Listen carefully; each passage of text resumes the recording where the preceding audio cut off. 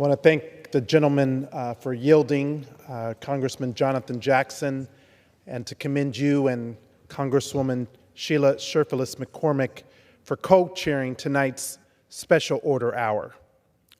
I rise today with my colleagues of the Congressional Black Caucus to address the recent comments made on the House floor by Representative Eli Crane of Arizona during last week's debate on the National Defense Authorization Act.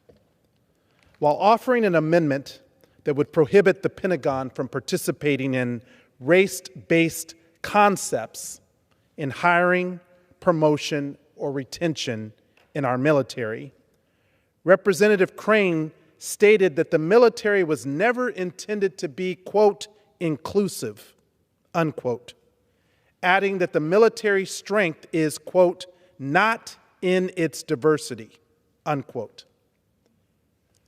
Representative Crane would go on to refer to black servicemen and servicewomen who defend our country with their lives as, quote, colored people, unquote.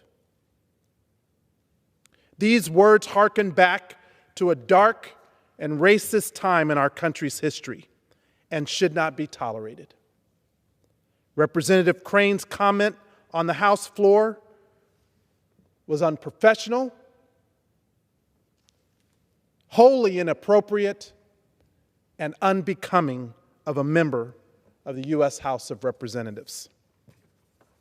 Furthermore, to have a word like that spoken anywhere but here on the House floor in the year 2023 actually speaks to the very need for diversity, equity, and inclusion.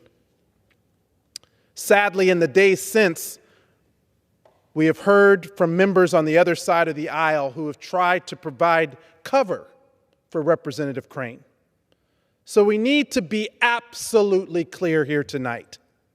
For a member of this body to use the words, quote, colored people in this chamber in 2023 is unconscionable, and it calls for nothing short of full condemnation. From the Speaker of this body to the leadership on the other side of the aisle, to those who claim to be allies of the Congressional Black Caucus, your silence is deafening. Representative Crane has publicly stated that he misspoke during debate. However, he has yet to formally apologize directly to his colleagues, including our former chair, the previous chair of the Congressional Black Caucus, Representative Joyce Beatty, who was handling debate on the very amendment before this body. Or to the servicemen and servicewomen who deserve far more respect than the indignity of being reduced to a racial slur on the House floor. To our veteran service members who have had to deal with the consequences of segregation in our military, of being referred to colored even on the battlefields while fighting for our freedom and our justice. When Representative Crane said last week while defending his amendment was shocking, but it was not unsurprising, given what the Republicans have shown us every single day on this issue.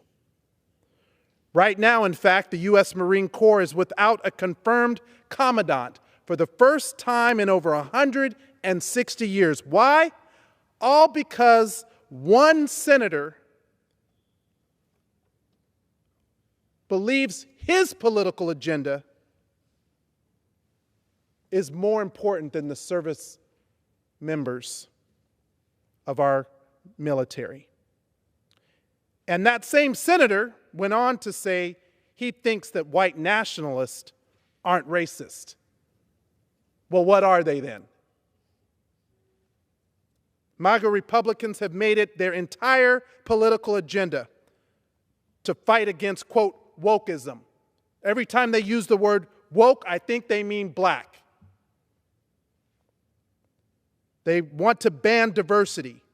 They want to ban equity and inclusion programs and erase black history from the classrooms.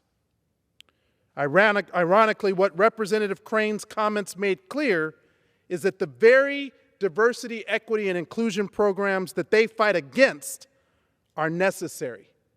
They're necessary in boardrooms, in our schools, in the halls of Congress, and yes, in our military, which grows more diverse every day. In fact, more than 40% of our service members today are service members from a broad array: African American, Latino, Asian American, Pacific Islanders, who are serving our country and do not deserve to be called anything other than honorable.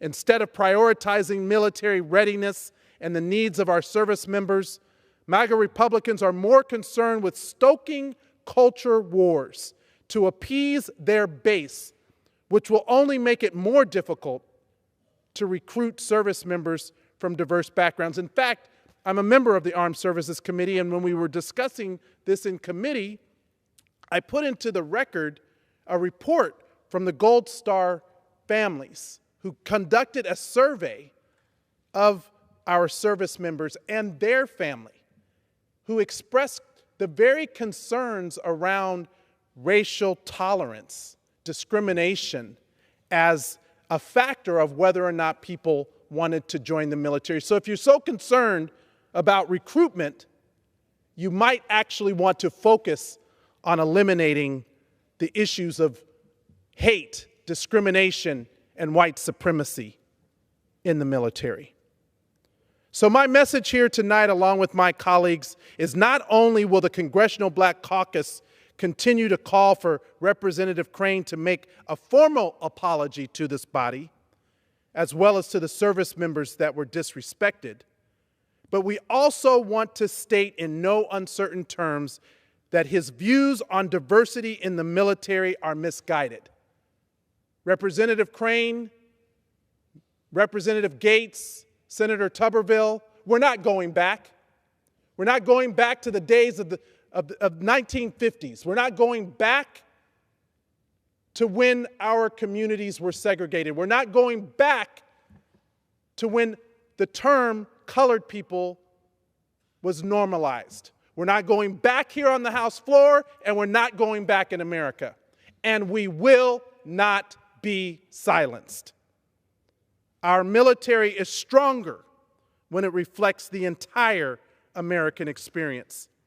Now, it's unfortunate, and in fact, it pains me that this must be said in 2023.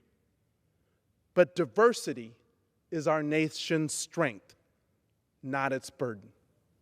And instead of using it as a culture war issue, a wedge issue, I hope that the Speaker of this body will condemn the remarks of Representative Crane and anyone else who would try to bring that type of divisive language to this body. I want to commend my colleagues for being here tonight.